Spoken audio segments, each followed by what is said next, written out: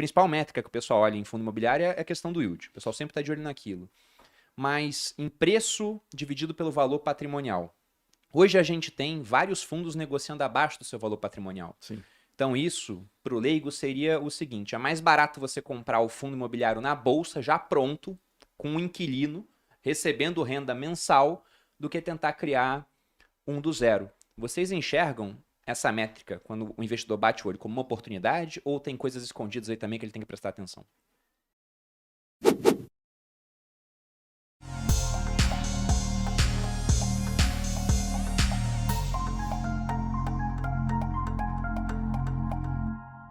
Eu, dentro da minha estrutura de alocação da minha carteira, eu tinha um espaço menor para fundos imobiliários que aumentou agora durante esse episódio. Porque não é que eu não tenho imóveis, mas é que minha irmã é advogada e trabalha com leilão de imóvel. Então, na hora que a Selic estava em 2 e a bolsa subiu muito, os fundos subiram muito, eu falei, cara, não tem nada na bolsa tão interessante quanto chegar para minha irmã e falar, Priscila, tenho 500 mil aqui, pega um imóvel de leilão aí para mim. Ela pegava, fazia todo o trabalho, porque leilão de imóvel não é investimento, tá, gente? Dá um trabalhão, É um só que o trabalho era trabalho. dela. Eu era apenas a pessoa que financiava o trabalho. Então, para mim, era investimento. Para ela, era trabalho. Depois a gente repartia os lucros, 99,5% para mim, 0,5% para É minha irmã, mentira, só tá, porque é gente? minha irmã, senão seria menos. Mas agora, eu falei para ela, ela falou, ó, tem imóvel pra caramba, viu, de leilão que tá voltando, o pessoal fez um monte de financiamento, não calculou direito, alguns fizeram financiamento com taxa fixa mais IGPM, por exemplo, Nossa. estão perdendo os imóveis, está entrando em leilão, ela falou, tem imóvel, você quer? Eu falei, dá uma segurada, porque agora tem muita coisa interessante, tanto pensando em empresas, mas principalmente em fundo imobiliário. Até porque, para quem não gosta de tanta volatilidade, é menos volátil do que as empresas.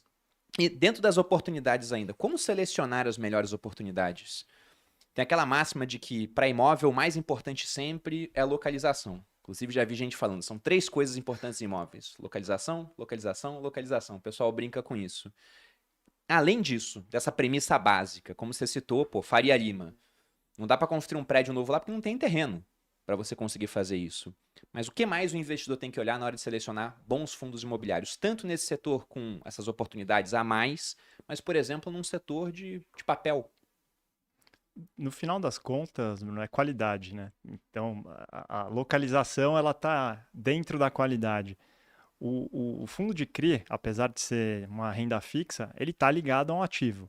Então, a gente faz uma análise como se fôssemos proprietários do imóvel, até porque ele é uma garantia. A gente pode, num evento de inadimplência, acabar tomando aquele ativo. Então, é uma análise muito imobiliária, qualidade do imóvel, localização, grau de ocupação, irreplicabilidade. Então, acho que é importante o gestor olhar quais são aqueles CRIs. São muitos CRIs dentro dos fundos de papel, então não é um trabalho tão fácil, mas você tem um perfil, né? Você tem fundos que a gente chama de high grade, que são os fundos de maior qualidade, são ativos menos arriscados. E os fundos high yield, que são fundos mais rentáveis, mas que têm financiamentos mais arriscados. Então, o cotista vai ter que escolher para onde ele vai, fazer uma composição. High yield é meio que marketing, né? Podia ser high risk também, né? Exato. E olhar um pouco a gestora também. Quem é a equipe que está fazendo esse trabalho, há quantos anos, quando surgiu, qual que é a trajetória. É importante, porque não é que você compra o ativo e ponto final, você está comprando uma gestão também. Então, que ela pode interferir positivamente ou negativamente no processo. Então, tem a análise imobiliária, análise dos devedores desses CRIs, porque, como eu comentei, né, ele é um financiamento imobiliário, então você tem a garantia, mas alguém precisa pagar aquele financiamento. Aí é uma análise de crédito mais tradicional e essa análise de governança, né, que é um pouco do olhar quem é o gestor. Acho que se o cotista conseguir ter conforto com esses 3 parâmetros, é um bom começo, né? Não é tão fácil. A gente tem fundos com mais de 100 CRIs. Então, você pode olhar isso de um lado bom, né? Que você está super diversificado, mas, ao mesmo tempo, é muito improvável que uma pessoa física consiga avaliar o risco individual de cada um deles. Então, você tem que meio assim, ó, fazer uma carteira diversificada entre boas gestoras, mais voltada para o high grade. Quiser dar uma pimentada, vai para um high yield, mas também com essa visão, né, de não olhar só o yield. As pessoas são realmente muito influenciadas pelo dividend yield, que é na verdade, o retorno mensal do fundo. Isso acaba, às vezes, trazendo para más decisões, né? Porque você tem que olhar num longo prazo. Não adianta olhar, putz, os últimos 12 meses que o GPM foi 30, naturalmente esses fundos vão pagar muito. Mas e num momento de baixa, né, que talvez a gente esteja entrando agora, como é que fica? E acho que para o tijolo é um pouco parecido, né, Carlos? Não sei se... Não, eu acho que é isso, assim, é olhar um pouco o histórico do fundo, né? Então, fundos que tenham já passaram por momentos diferentes da economia, como é que ele performou, né? E como é que foi? Eu sempre falo para todo mundo, essa coisa da gestora, ela é bem importante, assim, porque às vezes tem o produto da moda, né? E aí você tá lá querendo captar dinheiro, aquele é o produto da moda, eu sou lá um gestor, falo, agora eu vou usar o produto da moda porque o dinheiro vem. Aí agora não é mais da moda porque o juro saiu. Aí ele larga o produto e vai fazer qualquer outra coisa. Então, a gente lá, e várias gestoras também, é um negócio que é core, assim. É importante para a gestora, é um negócio que você quer manter e tudo mais. Tem equipe, tem gente, tem histórico, assim. Então, olha para as gestoras que têm histórico naquele produto, assim. Porque isso é importante. E quanto mais longo for o fundo, melhor, assim, porque você vai ver em vários momentos da economia, juro alto, juro baixo, economia quente, economia para trás, o que aconteceu com a performance.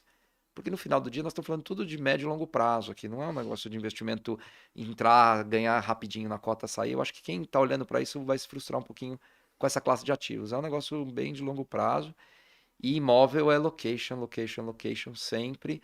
A gente sempre fala também, eu quero ter um risco de crédito baixo, eu quero estar na Faria Lima ou eu quero estar numa cidade, numa região que tem poucas empresas.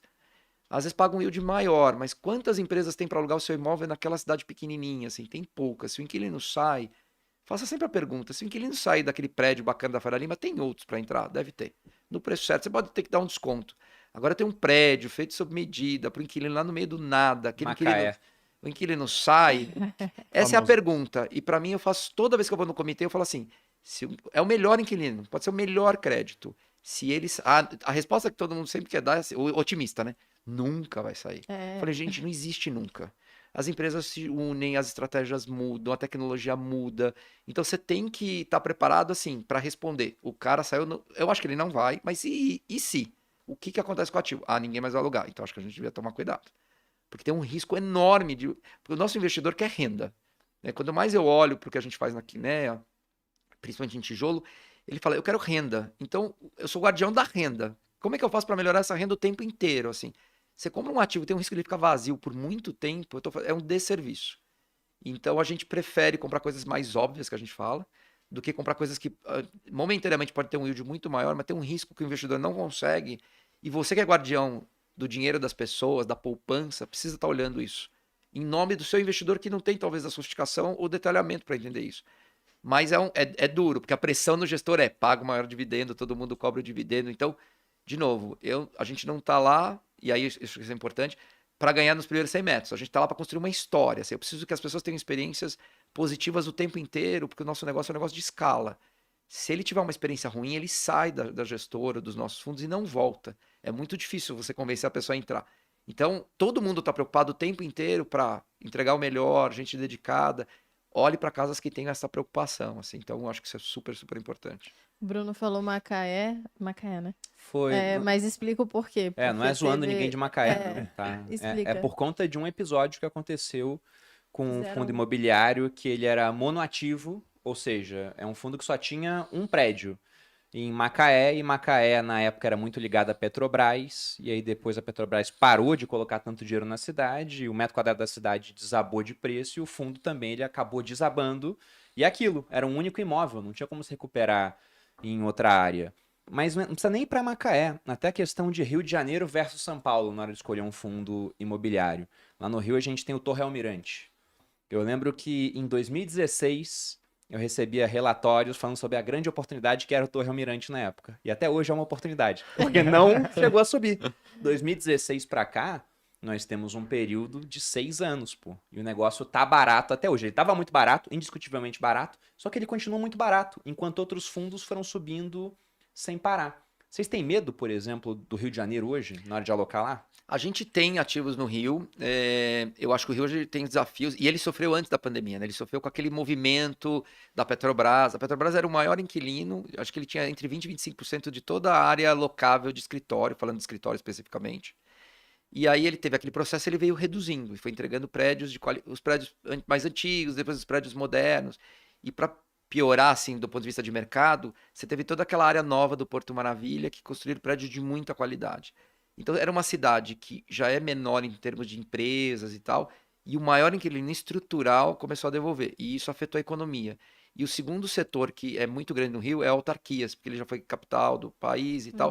Então você tem muita empresa do governo que depende ou da arrecadação federal ou da estadual. E também, quando a Petrobras, né, o petróleo passou por tudo aquilo, afetou a economia. Então, eu acho que hoje já melhorou. A gente hoje Com o petróleo voltando, tudo volta. ajuda. A gente está na Zona Sul, então a Zona Sul é mais protegida, porque ali você não tem tanto prédio disponível.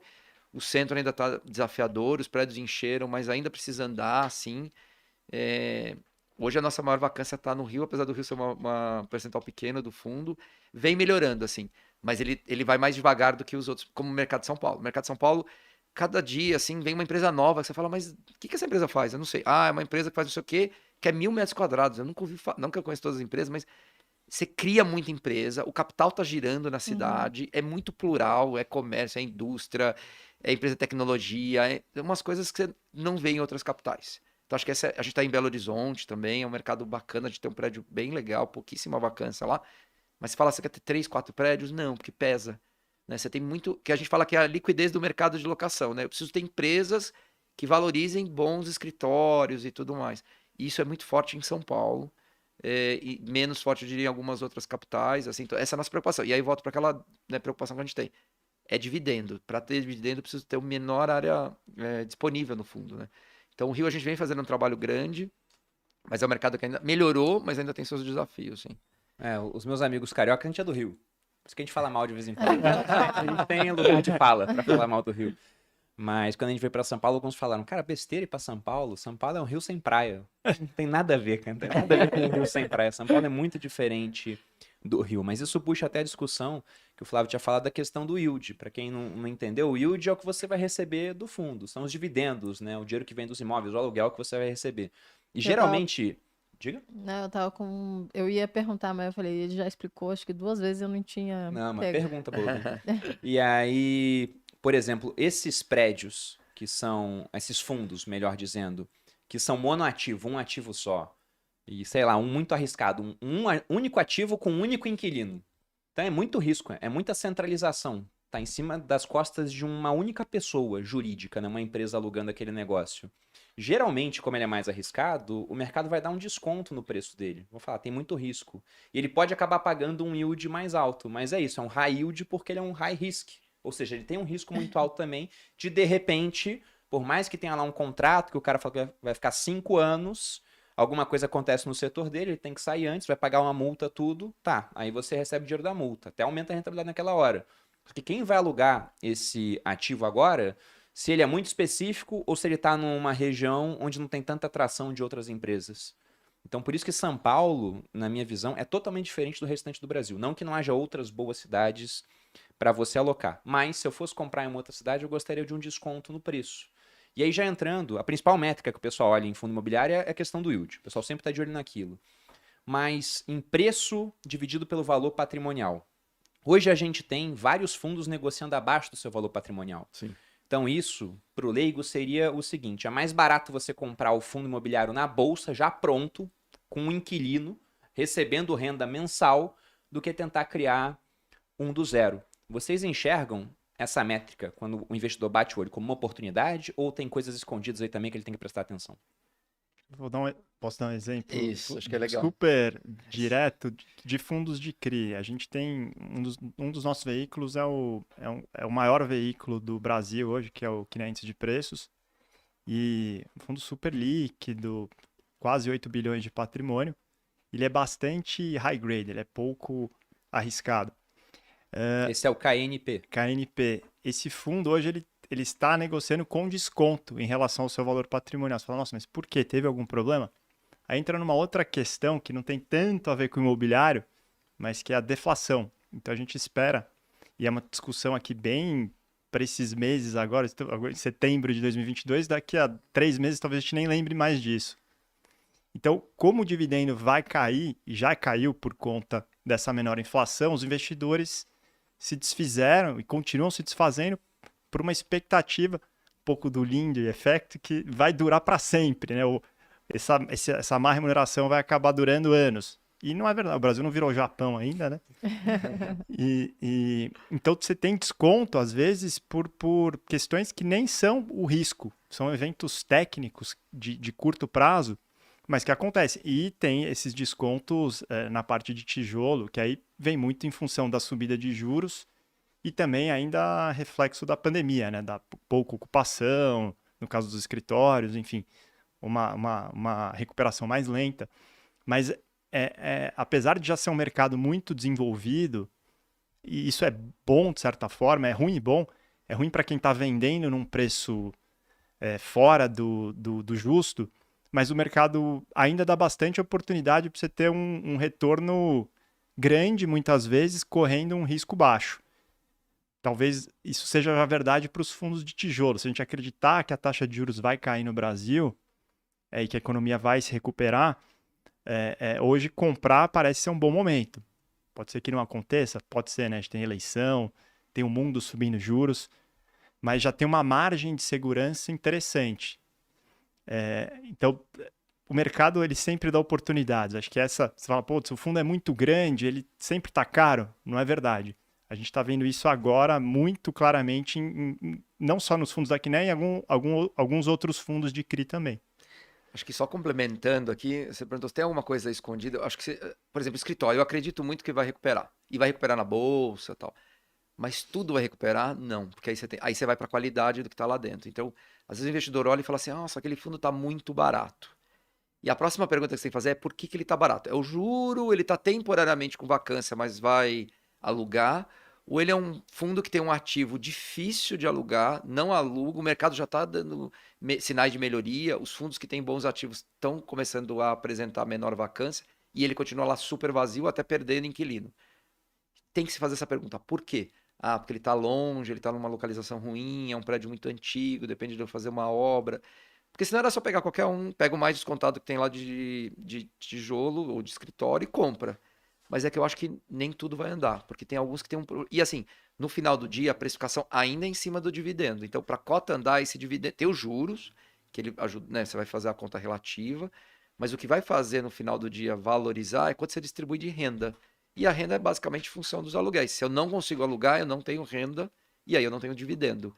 E se o imóvel, na minha visão, é ruim ou mal localizado, ele não vai alugar, não importa o preço. Assim, então, só se ele transformar aquilo em outra coisa. Ah, comprei um escritório, já a gente viu isso. Tem escritórios em São Paulo que transformaram em faculdade, transformaram em hospital. Tem gente falando em alguns lugares que é muito bem localizado, mas o prédio é ruim, pé direito, baixo, loja pequenininha, vai transformar em residencial. Às vezes dá para fazer isso, mas é uma outra história, bem mais difícil de executar.